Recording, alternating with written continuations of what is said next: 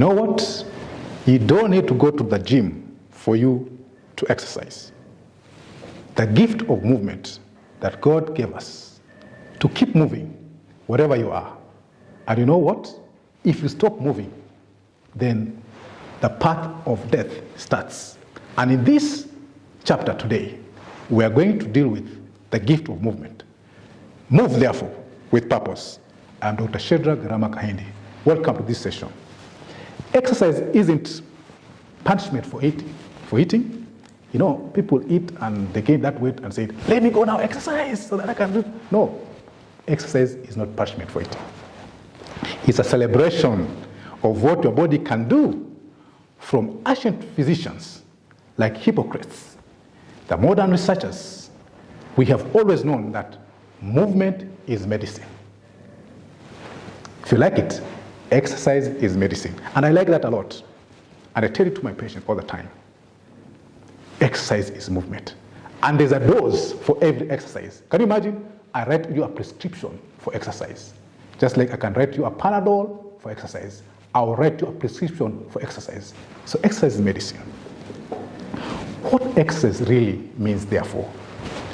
According to the World Health Organization, exercise is a planned, structured, and repetitive form of physical activity with the goal of improving fitness and health. So there's a goal. There's an achievement in exercise. It's not about being an athlete. No, you're not going to compete. You're just making your body to move. It's about activating your metabolism. You know, when I exercise, I feel so nice. And I do this every other day. I feel so nice. I feel so energetic. The metabolism, even after eating, the digestion system is very good. A meta-analysis done over 20 studies showed that regular leisure time activity can reduce heart disease risk by up to 29%. No, that sounds like 29%. That means if you're 10 people and you exercise, that means 3 people will have full benefit of that exercise in their body. In other words, the heart diseases that happen because of lack of exercise can be reduced by 30%. Are we together there? That's almost the same effect as some medications have. You know that these medications, new medications that have come into the market that help your heart, help your blood vessels, help your kidneys, or what have you.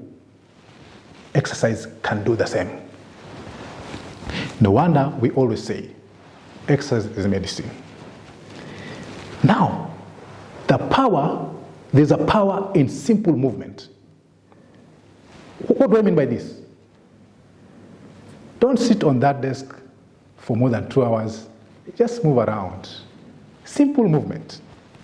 You don't need to go to the gym, as I've said. Brisk walking. Can you imagine just brisk walking? Those who like jogging, those who like cycling back in the mountainside, in the park, cycling. Those who like swimming. I like swimming.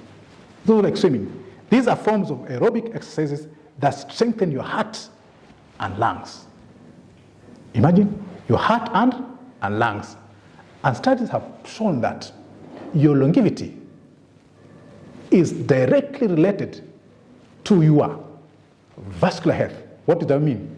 Your heart health and your blood vessel health is linked to you are living longer. So exercise has been proven to make you live longer. In other words, resistance training, these are like push-ups, the weightlifting, these build muscles. Mass that burns fat even more when at rest. And you know what? As we grow old, we need the muscles to move. You need muscles to move. So every exercise, you have to do the muscle strengthening exercise. And we suggest to you, 2 of the days of exercise, or every time you do aerobic exercise, make sure that at least 2 of the times you are doing muscle strengthening exercises. Every step, every squat, or a swim counts as an investment for longevity. Hear that? Longevity. WHO recommends the following for every age in terms of exercise. Why is there a recommendation? Because overexercising is also not good. And exercising is also not good. So there's a range that is recommended. And when you are within that range, you're good to go. Therefore, for adults, it's recommended that 150 minutes to 300 minutes of moderate exercises every week, or 75 to 150 minutes of vigorous exercises. Now, vigorous exercises like running, playing football, that makes you too hard to beat very fast. Yeah, 75 minutes to 150. For our children, at least 60 minutes daily. That's why no wonder we have physical exercises in school. They're supposed to exercise. Not screen time all the time, exercise. We'll talk about that one in another session about our children, about screen time and exercises. Even older adults, the elderly, also benefit a lot from exercise because at that age, they need balancing, they need strength in their muscles. These have been shown to reduce falls and frailty. So consistent matters more than intensity. Build that consistency, not the intensity. Start where you are, but start moving. Now, many people talk about me. Let me say this. Do I have to go to a gym again? Do you have a compound? Do you have a sitting room? Do you have a phone? Go to pull a YouTube channel of exercise and start stretching. Start running within the room. That is exercise. In this chapter, you will assess your current activity level. I want also to discover what types of exercises that suits your body. Is it dancing? Is it stretches? I also want you to be able to design your weekly movement plan. The workbook will give you all these details, how you are going to plan your activity or your exercise program. Remember, motion is life. Your body was designed to move. Our bodies were designed to move. And when you move it with purpose, it rewards you with strength and energy and joy. And remember, one of the proven ways of weight loss is exercise. It burns your fat. It gives you the negative calories. And many of my clients say, I cannot exercise because I have to go to the gym. I'm traveling. Sometimes I get home very fatigued. Sometimes it's raining. Go to the workbook.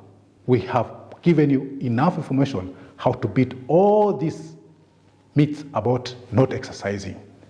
And remember also that stress can also hinder in your weight loss. Welcome to the next session where we're going to deal with the stress issue. Thank you.